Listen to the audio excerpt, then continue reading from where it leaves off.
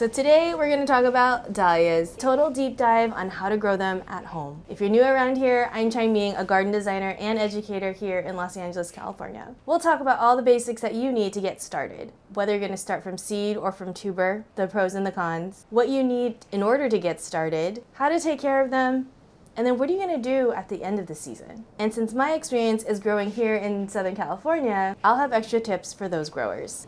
I showed you this dahlia. She has a special name and it's Ask with Minnie.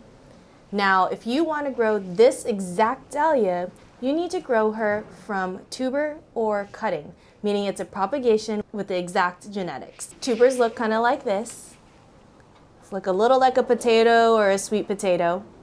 And this is a different variety, but you can see at the very, very tip, see if it can focus, there we go, there is an eye. And in that eye is a sprout. And what's gonna happen is the little plant will sprout out and eventually grow large enough and then bloom for you. Now, again, Ask with Minnie has been propagated in such a way that if you want her exact genetics, you must use either tuber or cutting because that's how the genetics are passed on. If you grow from seed, each seed has completely different genetics, just like you and I, from the next person. So if you want to discover a brand new variety, grow from seed. A packet of dahlia seeds might only cost you $5 to $7, but you may not know what the flowers look like. Some may not be complete, where it is a really nice pattern. Oftentimes, flower hybridizers are growing thousands and thousands, upwards of 10,000, just to discover a few good ones each season. So with seeds, there's going to be a vast difference between the size of the plants, the flowers, the colors. You have no control over the genetics in the one seed. You might be able to buy a seed packet from a hybridizer who can tell you maybe, okay, the seed parent is Ask with Minnie, so Ask with Minnie was pollinated by another one nearby. So that's as far as it goes with growing from seed in terms of control of what the outcome, the bloom will look like. So now with tubers, this is Bloomquist Allen. This is one clump that I planted, I would say 9-10 months ago. And I planted her late, but look at how well she's grown. And you can see there's a sprout right there. See if I can zoom in on that for you. Now, this was one tuber when I planted it. And she's produced well over 20. When you're planting from tubers, you're going to get the exact variety. So, I saw Dan's dahlias. And Dan had Vista Mini, which is right here, which I've always wanted to grow.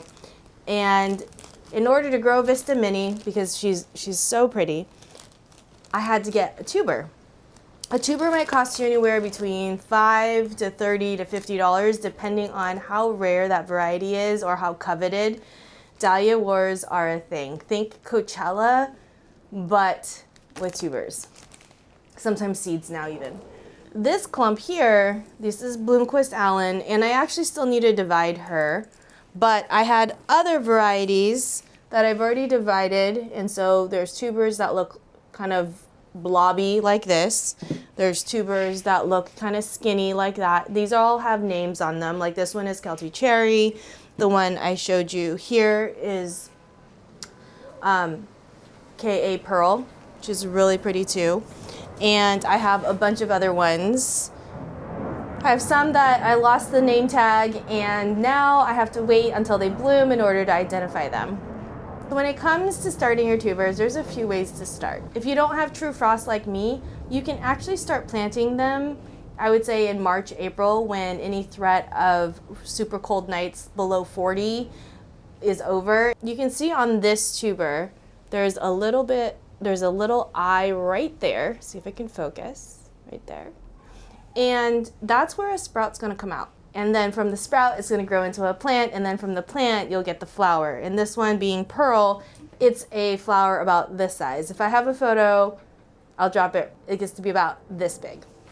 She's a stunner. When you're planting your tubers, you want to drop them about 6 to 8 inches deep below the soil level. So right around here, if this is the top of the soil, right around here. And you're going to plant them sideways. Sometimes you'll see farmers planting them like this, upright with the neck exposed. So this is the crown, this top part, then the neck, and then this is the body of the tuber. So some of the times you'll see that they're planted like this, okay? And this is because I would say farmers or plant enthusiasts who want to get more plants will take cuttings from this one little sprout. So the sprout will come out and they will remove the sprout and take that little baby plant material, sometimes dip it in rooting hormone, and then create more plants.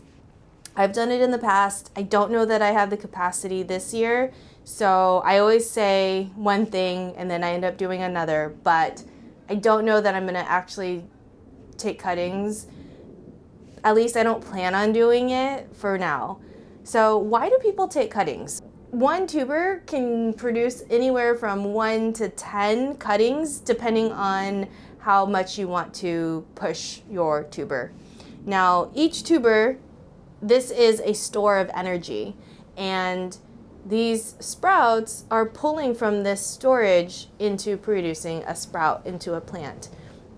Each time you take that cutting off, it's taxing this tuber. There's only a certain amount of energy already stored here. Now, a small, tiny tuber is not any less than a giant tuber.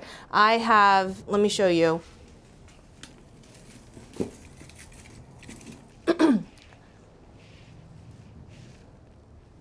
For example, there's this big honker here. This tuber is not any better than these little ones next to it. They will still produce the same plant.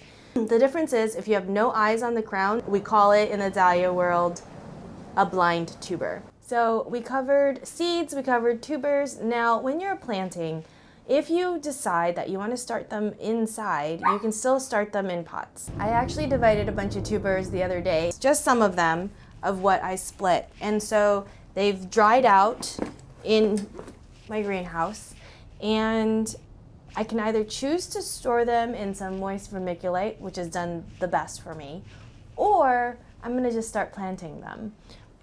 But the space isn't ready for them, so most likely I'll get some pots or I'll start some trays and start potting them that way. My biggest pet peeve though is all the labeling. If they've lost their name, then they've in some ways lost their value in case you decide that you want to sell them again. Well, that's about it for this video. I forgot to film an outro, so here I am harvesting some dahlias earlier in the season, and I just think they are such a cool plant from so many different aspects. If you have any questions about anything that we talked about today or want me to go in depth on something else, please drop them in the comments and I'll see you in the next video.